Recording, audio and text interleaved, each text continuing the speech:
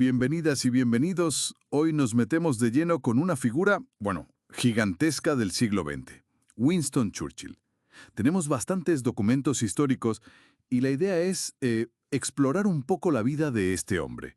Político, escritor, estratega. El que guió al Reino Unido, en sus peores momentos. Queremos sacar lo esencial, los momentos clave y también, sus complejidades. Venga, vamos a empezar por el principio. Nació en la aristocracia la fecha despacio, 30 de noviembre de 1874. Su infancia, por lo que sabemos, no fue precisamente un camino de rosas, no. Padres como distantes y en el colegio, un rendimiento un poco irregular. Aunque, ojo, ya dicen que destacaba en historia. Parece que encontró un poco su sitio en la Academia Militar, en Sandhurst. Sí. Y eso es fascinante, esa dualidad desde joven. Un chico, de familia bien, pero con sus dificultades al principio. Y luego, fíjate, busca la acción. Se va de corresponsal de guerra. Estuvo en la India, en Sudán, Sudáfrica. Y claro, su fuga en la guerra de los Bóeres, eso le dio una fama internacional tremenda. Ya de muy joven vemos esa mezcla, ¿no? Militar, escritor, aventurero, todo a la vez. Y a la política. Fue un salto casi inmediato. Entró en el Parlamento en 1900 y no mucho después, en 1904, se cambió de partido. Del conservador al liberal. Algo bastante llamativo para la época, diría yo. Sí, muy audaz. Y siguió subiendo, hasta primer lord del almirantazgo, o sea, jefe de la Marina, en 1911. Justo antes de la Primera Guerra Mundial. Fue importante esa experiencia, ¿no? Vale, impulsó modernizaciones, pero esa misma guerra le trajo uno de sus mayores fracasos, Galípoli. La campaña de Galípoli fue, un desastre militar en los Dardanelos. Un intento fallido de ayudar a Rusia que costó muchísimas vidas. Le costó el puesto, de hecho. Y entró en una época complicada. Y esto nos enseña algo importante sobre él, cómo afrontaba los fracasos. Porque no se hundió, al revés, se alistó. Se fue a luchar al frente occidental como comandante para redimirse, supongo. Y aquí la historia se pone muy, muy interesante, porque después de la guerra, y tras volver un tiempo al gobierno, llegan los años 30, los años salvajes que los llaman.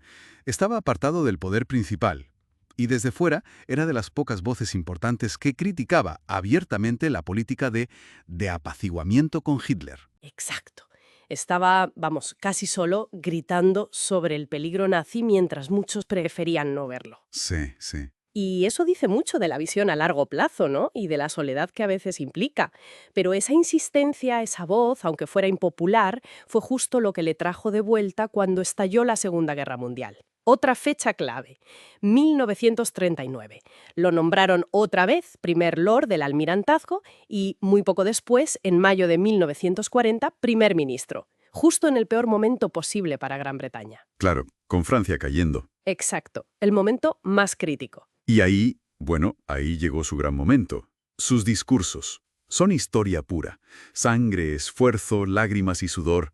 O el famoso «Lucharemos en las playas, no nos rendiremos jamás». Se convirtió en el símbolo de la resistencia. Y uno de los tres grandes, claro, con Roosevelt y Stalin, decidiendo el rumbo de la guerra. Su liderazgo en esos años fue, indiscutible. Clave para la victoria aliada en 1945. Pero fíjate qué curioso, justo después, con la guerra ganada en Europa, pierde las elecciones. Es increíble, ¿verdad? Sí, una paradoja. Quizás demuestra que el líder de guerra no es siempre el que se quiere para la paz. Luego volvería, ¿eh? Fue primer ministro otra vez entre 1951 y 1955.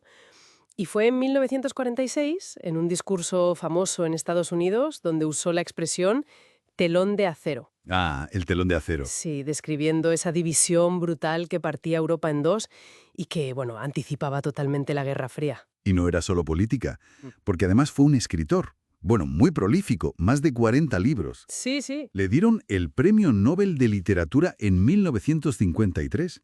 Y también pintaba. Era pintor aficionado. Dicen que era como una vía de escape. Se dice que le ayudaba con sus episodios de depresión, lo que él llamaba su perro negro. Exacto. Una figura con muchas caras. Los puros, el whisky, esa imagen de bulldog, pero también esa vulnerabilidad, ¿no? Muy complejo, sí. Entonces, resumiendo un poco, ¿qué vemos? Un líder complejísimo, forjado en la dificultad, capaz de levantar a un país entero. Pero también con errores, ¿eh? Errores estratégicos importantes. Y épocas apartado de todo. Un tipo que se escapa de un campo de prisioneros y que gana un Nobel escribiendo sobre la historia que él mismo estaba haciendo. Murió la última fecha importante, 24 de enero de 1965, y tuvo un funeral de Estado, que eso se reserva a muy, muy pocos. Claro, es el de líder en tiempos de guerra. Su capacidad de oratoria, su determinación, eso se estudia en todas partes. Pero para entenderlo bien, hay que mirar todo, toda su vida. Los fracasos, como Galípoli, sus ideas a veces polémicas en otros temas, la resiliencia, ¿no? Esa capacidad de caerse y levantarse una y otra vez, eso parece una constante.